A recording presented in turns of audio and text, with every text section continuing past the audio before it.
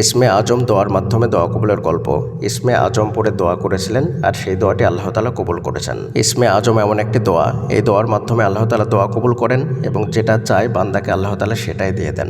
সুবহানাল্লাহ। ইসমে আজম তো খুবই পাওয়ারফুল দোয়া। দোয়া কবুলের গল্পটি শুনলেই বুঝতে পারবেন ইসমে আজম কতটা পাওয়ারফুল আমল। এই দোয়া কবুলের গল্পটি আমাদের একজন নিয়মিত ভিউয়ার্স তিনি আমাদেরকে ইমেইলের মাধ্যমে শেয়ার করেছেন আর সেটা আমি খালিদ হাসান আপনাদের সঙ্গে হুবহু পড়ে শোনাবো ইনশাআল্লাহ। আপনিও চাইলে আপনার বাস্তব জীবনের দোয়া কবুলের গল্পটি আমাদের সঙ্গে শেয়ার করতে পারেন, আমাদের চ্যানেলে প্রচার করা হবে। দোয়া কবুলের গল্প পাঠানোর জন্য আমাদের ইমেল আইডি ব্যবহার করবেন। আমাদের ইমেল আইডি হলো khalidhasan6695@gmail.com। এটা আমরা ডেসক্রিপশনেও লিখে দিচ্ছি। তো চলুন আর কথা না বাড়িয়ে দোয়া কবুলের গল্পটি আমরা শুনে আসি। গল্পের শুরুতে তিনি আমাদেরকে সালাম দিয়েছেন, আসসালামু আলাইকুম প্রিয় ভাই, আশা করি ভালো আছেন। ওয়ালাইকুম আসসালাম ওয়া রাহমাতুল্লাহ। জি আলহামদুলিল্লাহ, আমি অনেক ভালো আছি।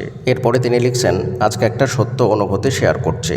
আল্লাহ তাআলাকে খুব কাছে থেকে উপলব্ধি করেছি। তখন আমি ঢাকা মোহাম্মদপুরে একটা মোটামুটি বড়সড় রেস্টুরেন্টে জব করতাম। প্রায় অনেক দিন সেখানে ছিলাম। কোনো একটা কারণে আমি জব ছেড়ে দেওয়ার সিদ্ধান্ত নিলাম এবং ম্যানেজার স্যারকে ব্যাপারটা বললাম। উনি আমাকে যথেষ্ট ভালোবাসতেন। আমরা যতজন স্টাফ সেখানে কাজ করতাম কোম্পানি থেকে সবার জন্যই থাকার বাসা দেওয়া হয়। জাপান গার্ডেন সিটির প্রায় কাছেই বাসা ছিল।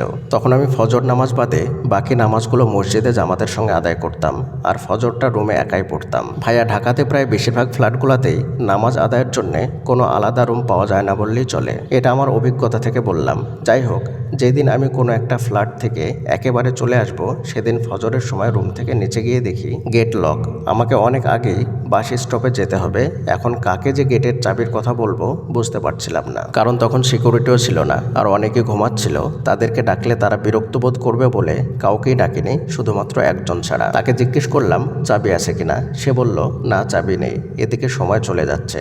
তখন আমি নিরুপায় হয়ে আল্লাহকে ডাকছিলাম, আল্লাহর সুন্দর সুন্দর নাম ধরে, যেটাকে ইসমে আজমও বলা হয়।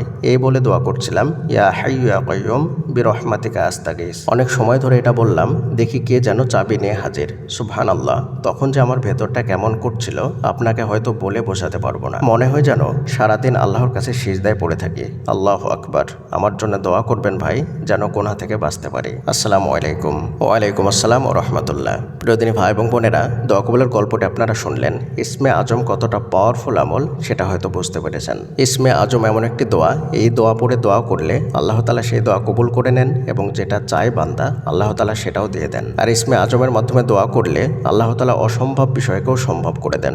সুবহানাল্লাহ। এই ভাইয়ের দোয়া কবুলের মধ্য থেকে যেটা আমরা শুনলাম, এমনভাবে গায়বীভাবে সাহায্য করেন যেটা আমাদের চিন্তা এবং কল্পনার বাইরে থেকে যায়। এই ভাইয়ের কিন্তু সেই সময় চাবি পাওয়ার কথাই না, তারপরেও আল্লাহ সুবহানাহু ওয়া তাআলা তাকে চাবির ব্যবস্থা করে দিয়েছেন।